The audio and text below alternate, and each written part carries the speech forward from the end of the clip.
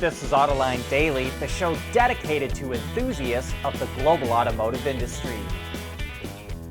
Volkswagen profits shot down in the first quarter as expenses shot up and payments from its Chinese subsidiaries dropped by 20%.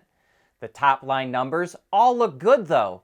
The Volkswagen Group sold 2 million vehicles worldwide in the first 3 months of the year, up by more than 7%, and its revenue shot up 21% to 76 billion euros. But the bottom line numbers were well off where they were a year ago.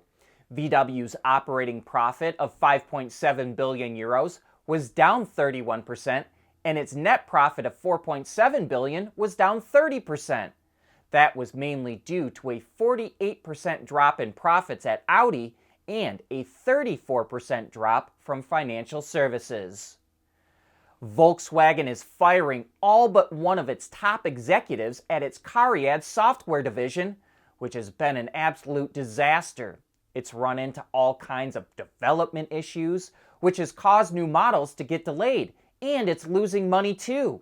In the first quarter, it lost 429 million euros. Reuters reports that VW will name Bentley's head of production, Peter Bosch, as Cariad's new leader. And no doubt some of you will question, why would you put a manufacturing guy in charge of software development? VW also owns Lamborghini, which reports its own earnings, and Lambo is having the time of its life.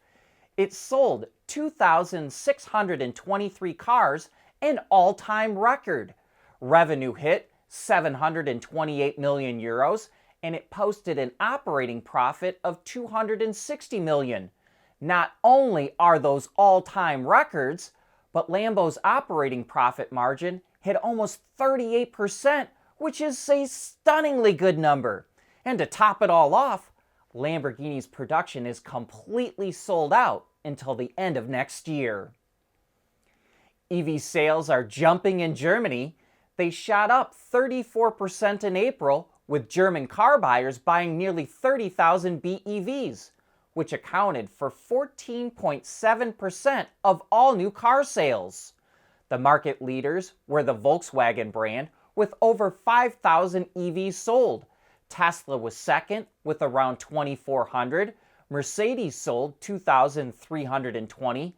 Audi had 1,875. And BMW rounds out the top 5 with 1,823 EVs sold. Meanwhile, sales of PHEVs dropped 45% to fewer than 12,000 cars for all brands. It looks like General Motors will still build its 4th U.S. battery plant in New Carlisle, Indiana. GM was originally going to open the plant with LG Energy Solution, but that deal fell apart in January. So last month, GM announced it was going with Samsung SDI instead. GM had received tax incentives to open the plant, but the city council needs to amend the incentives since GM is changing partners.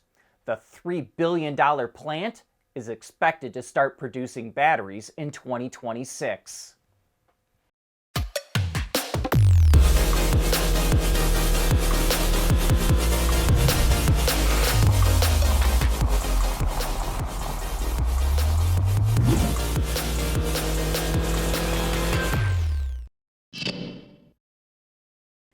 We follow the Chinese auto industry because it has such an impact on the industry as a whole. And it's absolutely amazing to see the pace at which new vehicles come out, especially electric ones. It's nearly every day that there's something new. For consumers, that's great. But how many more brands and models can the market support? Reuters reports that at least 20 new electric SUVs launched in China just in April. And that's on top of the 93 models already crowding the market. That growth has pushed electric SUV sales from about 3,000 in 2020 to 1.5 million last year. But here's the problem. The top 10 brands accounted for 84% of those sales. So everyone else is fighting for the scraps, which helps explain the EV price war in China. And buyers are going for electric SUVs as the price gap narrows with ICE vehicles. but it also means that profits are lower and some of the brands won't be able to survive, which probably does need to happen. And that's why we're now seeing them turn to exports. Some China experts believe that the government will subsidize exports to relieve the pressure, and that means they could end up taking their price war with them. And that's bad news for just about any other automaker that's in the EV segment. So it seems only fitting to follow up that story with another story about a new electric car coming out of China. Baojun, which is part of the GM SAIC Wuling joint venture, revealed that its small modern electric vehicle called the Yep will also be sold as a truck. But it's so short, it's more like a high-riding ute, or insert your own favorite comparison here. As for powertrain, the Yep features a 50 kilowatt or 68 horsepower electric motor, so speed tops out at 100 kilometers an hour or 62 miles an hour. And it also has an LFP or lithium iron phosphate battery that provides up to 303 kilometers or 188 miles of range. No word on pricing for the truck, but the SUV is set to go on sale this June with a starting price around $14,500.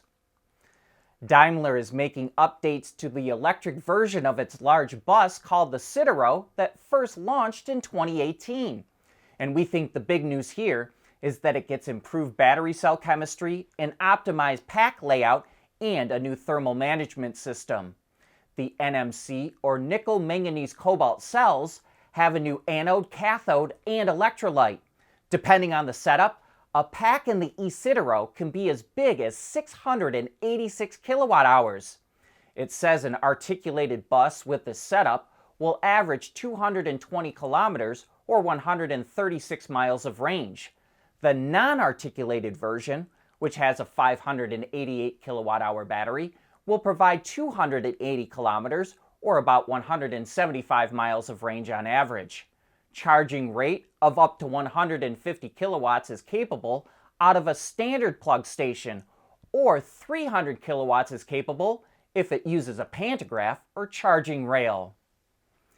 BYD is expanding its business in Southeast Asia. The automaker was the top-selling EV brand in Thailand in April with 1,744 vehicles sold, which accounted for 45% of all the EVs sold in the country. And Reuters reports that BYD will open a factory in Vietnam to build electric vehicles, but it's not known how much it will invest.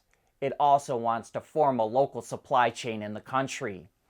And speaking of Vietnam, mining of rare earth metals soared in the country, with countries and companies wanting to reduce their reliance on China for the minerals. According to the U.S. Geological Survey, mining of rare earths increased from 400 metric tons in 2021 to 4,300 tons last year.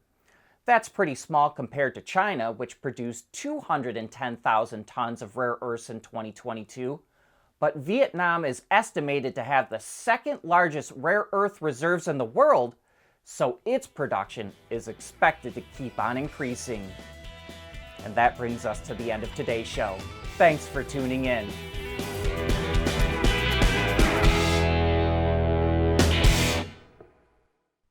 Autoline Daily is brought to you by Bridgestone, solutions for your journey. Intrepid Control Systems, over-the-air engineering, boost your game. And by Schaeffler, we pioneer motion. At Schaeffler, we pioneer motion. Electrifying mobility, manufacturing smarter, reducing CO2 emissions, making energy production clean. Schaeffler pioneers motion to advance how the world moves.